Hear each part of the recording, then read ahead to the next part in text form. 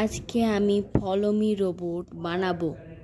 এই দেখো, এটা হলো একটা রোবট, এর নাম ফলো মি রোবট। এখানে একটা ব্যাটারি রয়েছে, এখানে একটা পাওয়ার বক্স, এখানে হলো একটা ডিস্টেন্স, এটা একটা সেন্সারটা এটা আইআর, আর তার সঙ্গে এই বক্সটা কানেক্টেড আছে। আর এই দুটো মোটর বক্স, আর নিচে মোটর আছে, আর এখানে চাকা লাগানো দুটো, আর এখানে স্ট্রাকচারটা বানানো হয়েছে। এবার আমি যখন পাওয়ার অন করে দিলাম তখন কিন্তু গাড়িটা চলছে না, কিন্তু আমি যদি এই যে সেন্সারটা আছে সেন্সারের সামনে হাত রাখি, গাড়িটা চলতে শুরু করবে। সেন্সারের সামনে হাত রেখে দিয়েছি। ভিডিওটি ভালো লাগলে লাইক, সাবস্ক্রাইব এবং কমেন্ট করে দেবেন।